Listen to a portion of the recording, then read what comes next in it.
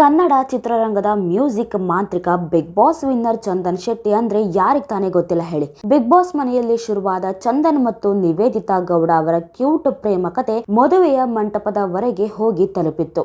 ಆದರೆ ವಿಧಿಯ ಆಟವೇ ಬೇರೆ ಇತ್ತು. ಪರಸ್ಪರ ಒಪ್ಪಿಗೆಯ ಮೇರೆಗೆ ಈ ಜೋಡಿ ಡಿವೋರ್ಸ್ ಪಡೆದು ದೂರವಾದಾಗ ಅಭಿಮಾನಿಗಳಿಗೂ ಸಿಕ್ಕಾಪಟ್ಟೆ ಬೇಜಾರ್ ಆಗಿತ್ತು. ಆದರೆ ಈಗ ಚಂದನ್ ಶೆಟ್ಟಿ ಆ ಎಲ್ಲಾ ನೋವುಗಳಿಂದ ಹೊರಬಂದು ಒಂದು ಹೊಸ ಭರವಸೆಯೊಂದಿಗೆ ಕನ್ನಡಿಗರ ಮುಂದೆ ಬಂದಿದ್ದಾರೆ.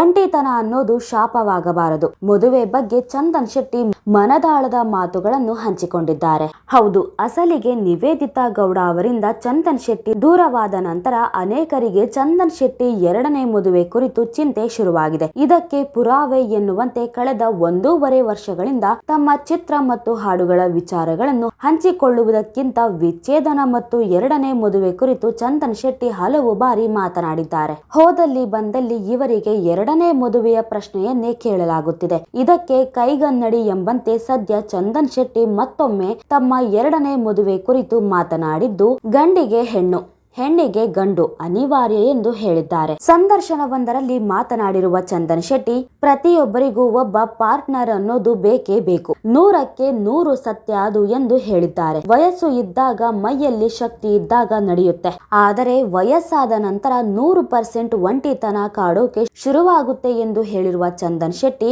ಆಗ ನಾನು ತಪ್ಪು ಮಾಡಿದೆ, ನನಗೆ ಬಹಳ ಸಂಗಾತಿ ಬೇಕಿತ್ತು ಅಂತ ಅನ್ಸುತ್ತೆ ಎಂದು ಹೇಳಿದ್ದಾರೆ. ಆಗ ಕೊರಗೋದಕ್ಕಿಂತ ಒಂದೊಳ್ಳೆ ಬಹಳ ಸಂಗಾತಿ ಹುಡುಕಬೇಕು ಎಂದು ಹೇಳಿದ್ದಾರೆ. ಇನ್ನು ಮದುವೆಯಾಗುವ ಹುಡುಗಿ ಹೇಗಿರಬೇಕು, ನಿರೀಕ್ಷೆಗಳೇನು ಎಂಬ ಪ್ರಶ್ನೆಗೆ ಉತ್ತರ ನೀಡಿರುವ ಚಂದನ್ ಶೆಟ್ಟಿ, ಅದು ನಿರೀಕ್ಷೆ ಅಲ್ಲ, ಪರೀಕ್ಷೆ ಎಂದು ಹೇಳಿದ್ದಾರೆ. ನಿರೀಕ್ಷೆಯಲ್ಲಿ ಸಿಗುವಂತವರು ಸಿಕ್ಕಾದ ಮೇಲೆ ಪರೀಕ್ಷೆ ಒಳಗಾಗಲೇಬೇಕು ಎಂದು ಹೇಳಿರುವ ಚಂದನ್ ಶೆಟ್ಟಿ, ಪ್ರತಿಯೊಂದು ರಿಲೇಶನ್ಶಿಪ್ ನಲ್ಲೂ ಆ ಪರೀಕ್ಷೆಯಲ್ಲಿ ನೀವು ಯಾವ ರೀತಿ ಒಬ್ಬರಿಗೊಬ್ಬರು ಅರ್ಥ ಮಾಡಿಕೊಳ್ಳುತ್ತೀರಾ ಎನ್ನುವುದರ ಮೇಲೆ ಮುಂದಿನ ಜೀವನ ನಡೆದುಕೊಂಡು ಹೋಗುತ್ತೆ ಎಂದು ಹೇಳಿದ್ದಾರೆ. ಈ ಕಾರಣಕ್ಕೆ ಈ ಬಾರಿ ಸ್ವಲ್ಪ ಟೈಮ್ ತಗೊಂಡು ಯೋಚನೆ ಮಾಡಿ ನೋಡಿ ಆಮೇಲೆ ಮದುವೆ ನಿರ್ಧಾರ ಮಾಡುವುದಾಗಿ ಹೇಳಿದ್ದಾರೆ.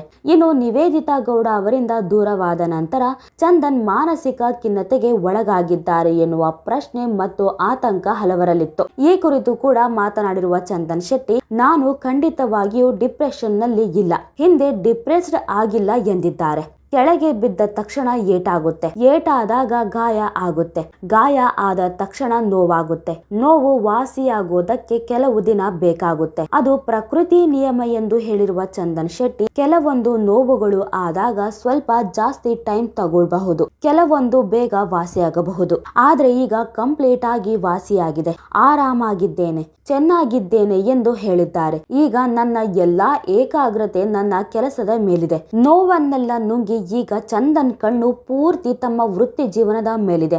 ಇನ್ನು ಚಂದನ್ ಶೆಟ್ಟಿ ಈಗ ಕೇವಲ ಗಾಯಕನಾಗಿ ಉಳಿದಿಲ್ಲ, ಸ್ಯಾಂಡಲ್ವುಡ್ ನ ಭರವಸೆಯ ನಟನಾಗಿಯೂ ಮಿಂಚಲು ಸಜ್ಜಾಗಿದ್ದಾರೆ. ಅವರು ನಾಯಕನಾಗಿ ನಟಿಸಿರುವ ಎಲ್ರ ಕಾಲೆಳೆಯುತ್ತೆ ಕಾಲ ಚಿತ್ರದ ಟ್ರೈಲರ್ ಈಗ ಎಲ್ಲೆಡೆ ಸೌಂಡ್ ಮಾಡುತ್ತಿದೆ. ಸುಜಯ್ ಶಾಸ್ತ್ರಿ ನಿರ್ದೇಶನದ ಈ ಸಿನಿಮಾ ನಮ್ಮನ್ನು 90ರ ದಶಕದ ರೆಟ್ರೋ ಕಾಲಕ್ಕೆ ಕರೆದುಕೊಂಡು ಹೋಗಲಿದೆ. ಏಪ್ರಿಲ್ 17ರಂದು ತೆರೆಗೆ ಬರಲಿರುವ ಈ ಚಿತ್ರದಲ್ಲಿ ಅರ್ಚನಾ ಕೊಟ್ಟಿಗೆ ನಾಯಕಿಯಾಗಿ ಕಾಣಿಸಿಕೊಂಡರೆ, ಮಂಜು ಪಾವಗಡ, ತಾರಾ ಮತ್ತು ಸುಜಯ್ ಶಾಸ್ತ್ರಿ ಅವರ ಕಾಮಿಡಿ ಪಂಚ್ ಕೂಡ ಇರಲಿದೆ. KVN ಪ್ರೊಡಕ್ಷನ್ ವಿತರಣೆ ಮಾಡುತ್ತಿರುವ ಈ ಸಿನಿಮಾ ಚಂದನ್ ಶೆಟ್ಟಿ ಅವರ ಕೆರಿಯರ್ಗೆ ಒಂದು ದೊಡ್ಡ ಮೈಲಿಗಲ್ಲಾಗುವ ಎಲ್ಲಾ ಲಕ್ಷಣಗಳು ಕಾಣುತ್ತಿವೆ. ಒಟ್ಟಿನಲ್ಲಿ ವೈಯಕ್ತಿಕ ಬದುಕಿನ ಏರಿಳಿತಗಳನ್ನು ಮೆಟ್ಟಿ ನಿಂತಿರುವ ಚಂದನ್ ಶೆಟ್ಟಿ ಈಗ ಹೊಸ ಹುರುಪಿನೊಂದಿಗೆ ಕ್ಯಾಮರಾ ಮುಂದೆ ನಿಂತಿದ್ದಾರೆ. ಅವರ ಈ ಸೆಕೆಂಡ್ ಇನ್ನಿಂಗ್ಸ್ಗೆ ಆಲ್ ದಿ ಬೆಸ್ಟ್ ಹೇಳುತ್ತಾ, ನೋಡಿದ್ರಲ್ಲ ವೀಕ್ಷಕರೇ, ಈ ಬಗ್ಗೆ ನಿಮಗೇನ್ ಅನ್ಸುತ್ತೆ ಅಂತ ನಿಮ್ಮ ಅಭಿಪ್ರಾಯವನ್ನ ನೀವು ಕೂಡ ಕಮೆಂಟ್ ಮೂಲಕ ತಿಳಿಸಬಹುದು.